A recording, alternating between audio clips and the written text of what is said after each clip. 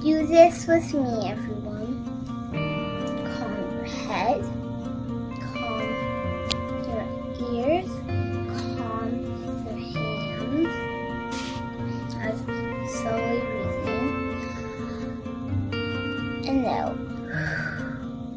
In, out. In, out. In, out.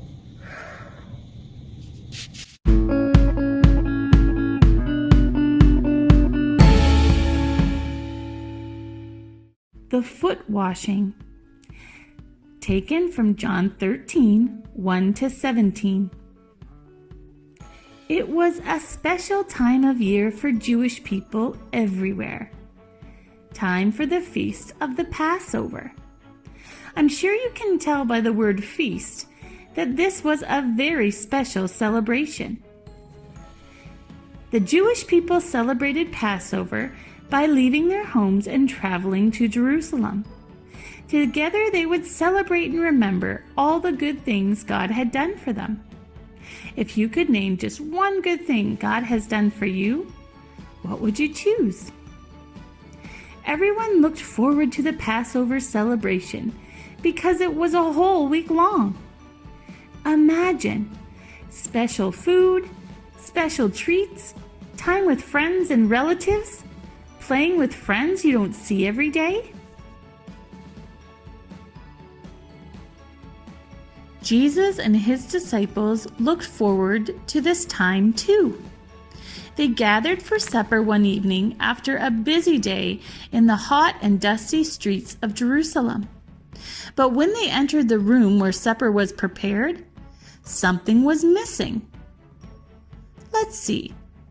The table was ready. The dishes were all in place. The food smelled delicious. The cushions to sit on were arranged around the table.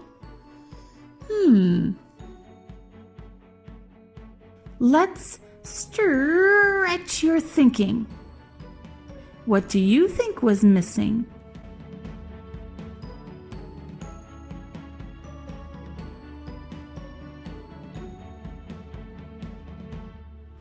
You might not have thought of what was missing because it's a custom we don't have today. But the disciples knew. They were all thinking, "Where's the servant?"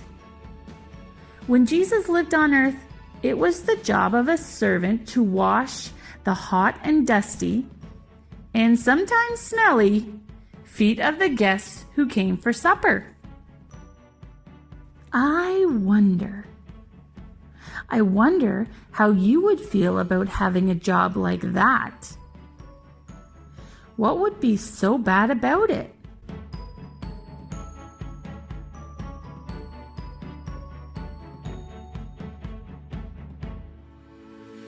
You can be sure the disciples weren't about to do it.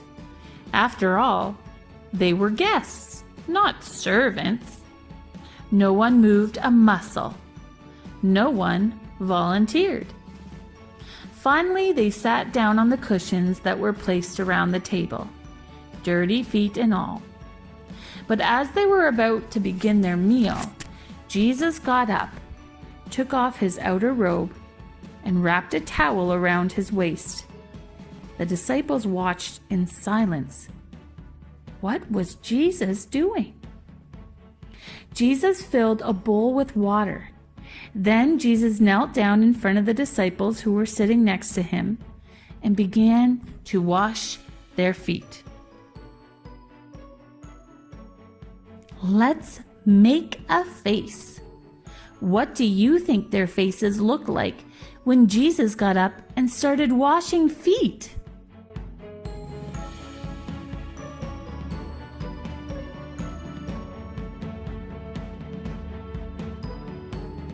Why is Jesus acting like a servant? One of them wondered. Another one thought, where's the real servant? Another was thinking, I wish Jesus wouldn't wash our feet. It makes me feel guilty, like I should be doing it instead. But Jesus kept going around the table. One at a time, he washed the disciples' feet and dried them with his towel. Everyone watched Jesus move from one person to the next. The room was very quiet. No one was eating. No one was talking. No one was whispering. Here's something to think about. How would you feel if Jesus washed your feet?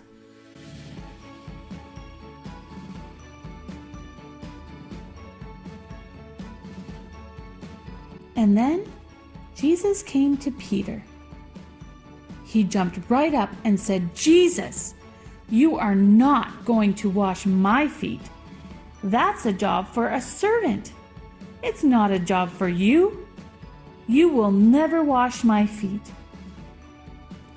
Jesus answered kindly, Peter, you don't understand what I'm doing now, but later you will.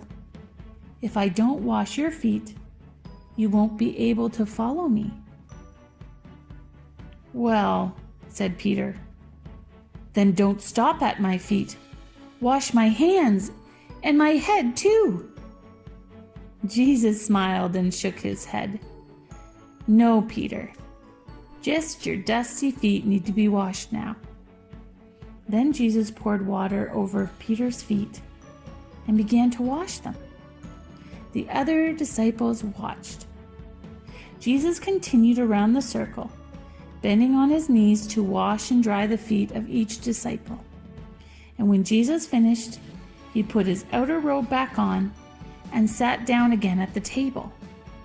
The disciples waited for Jesus to say something. Soon Jesus spoke.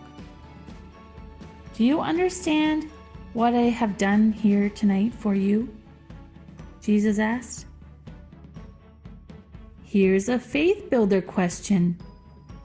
How would you have answered that question if you were there?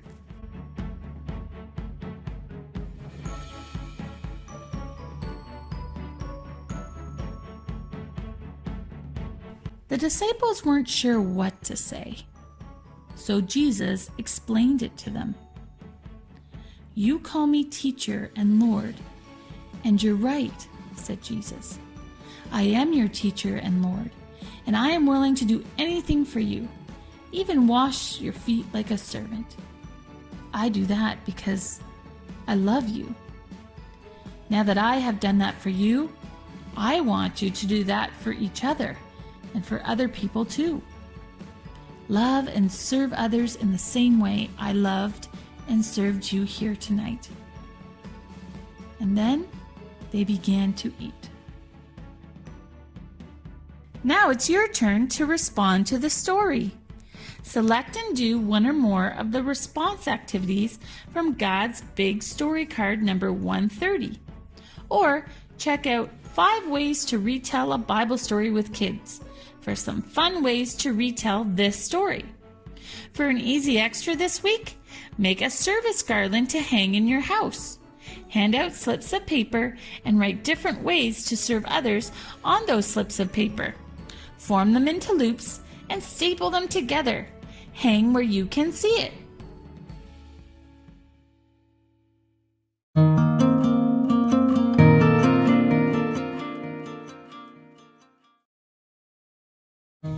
Thank you, God, for the story today. Thank you for showing us what a servant looks like by washing the disciples' feet. Help us to serve the people around us too. Amen. That's it for this week. Have fun shining at home. We'll see you later.